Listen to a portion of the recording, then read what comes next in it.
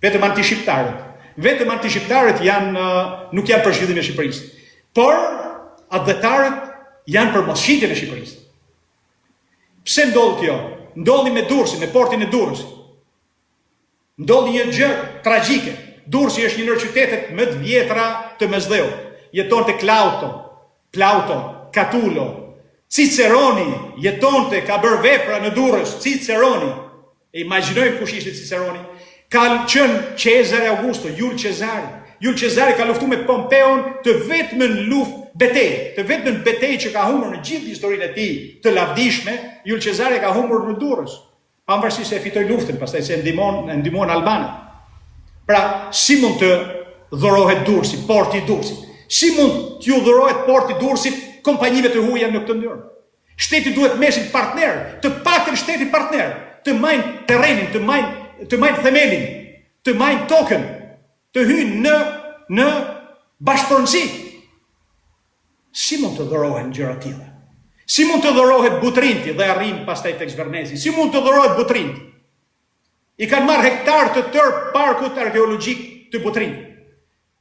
Atje ku është i vdekur Luigi Ogulini, do i sjell në Varraj, do t'i sjell disa herë, se e dim që ishte Luigi Ogulini në vitet 20, i dërguar nga Benito Mussolini për të zbuluar qytetin nga Puni Senea, pasi Butrinti është një qytet antik i joni, mbase më antiku i gjithë kontinentit, ku Virgilio e çon e sposton. Ne sot kemi historianët tanë që thojnë Butrinti është shekullit 4. Virgilio, pra historiani i Romës së lashtë, historiani latin, mes legjendës, mes mitit, por dhe historisë, na tregon se si Enea arriti në Butrint në shekullin 12 para Krishtit. Pra sposton me rreth 800 vite më parë se sa e pranon historiografia jonë të shiturve. Atyre që lexojnë historinë e shkruar nga tjerë.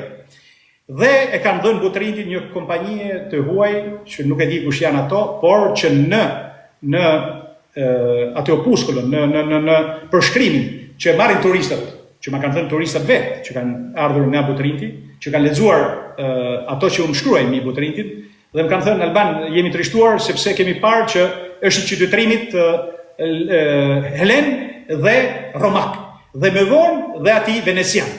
Pra fjala i lirë aty nuk dëgjohet, fjala nuk shkruhet, fjala e Pirot nuk shkruhet, janë të ndaluara.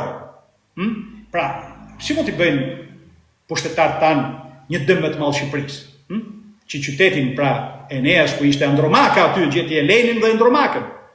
Dhe u nis prej aty dhe themeloi përmes brezave më teshëm, themeluan Romën ato Dardanët e Eneas, apo jo, pasarsit, me Ascanion, Birin e me tjerë. Edhe ke sot Albano-Dardanët dihet që kanë themeluar Romën. Dhe ke sot gjithë emërvendet në Romë, që duke filluar që nga Albalonga, Albano Laziale, Lago Albano, Mont Albano, Albano pastaj më sipër Vercellese, Albano di qua, pra në Itali ke plot me Albano, nga Albano që solli Enea kur erdhi në shekullin 12 para Krishtit në Lazio.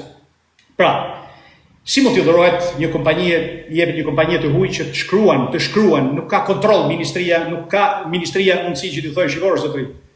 Ti që drejton, si e lën vetës, të transformosh historinë.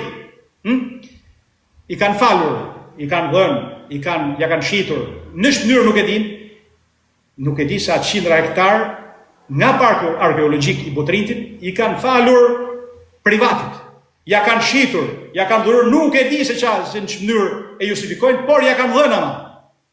Ju duket diçka normale kjo? Një qeveri shqiptare bën gjë të tillë. Të vinte kjo e fundit e Zvernezit. E përsëris, unë do doja shumë që në vendin tim të investoheshin, jo 4 miliard, po edhe 400 miliard, të pafundësisht, që të bëj vendin më i bukur që ka planeti, por jo në kurriz të shqiptarëve, në shkuptim në kurriz të shqiptarëve. Po stimulon shqiptarë që tikin, të largohen. Shqiptarët nuk kanë besim të kjo qeveri, nuk kanë besim të kjo politikë, nuk kanë besim të qeveria që ishte përpara, e krahun tjetër, pra nuk kanë besim më të këto politika. Dhe dalin dhe protestojnë sepse nuk kanë besim. Kanë frikë se aty po shesin territor shqiptar. Janë 16 kilometër, Shqipëria ka rreth 380 kilometër vi detare. Një 20 kilometër i kanë marrë me portin e Durrësit atje sipër. Ai Palacios ka marrë dhe ai një 10-15 i ka marrë dhe ai diçka tillë, pak a shumë. këtu janë 16 kilometër që shqiptarët nuk do të kenë më akses sepse nuk do jetë tokë atyre. Kur them shqiptarët, shteti shqiptar. Si mund të mos kenë dyshime shqiptarët? Një krah ti përzën shqiptarët. Në krah tjetër i thu presidentit që të japë në shqetësi, se atu vazhdojnë japin në shqetësi. Lehtësojnë marrin në shqetësi. Vazhdojnë nga kudo që vinë marrin në shqetësi. Ku e dim në nesër se aty mund të bëhen hotele apo rezorte apo vila për 50.000 vetë, për 100.000 vetë? Kush i garanton shqiptarët që nesër aty mund të vendosen dhe 100.000 vetë që vendosen me një motivacion?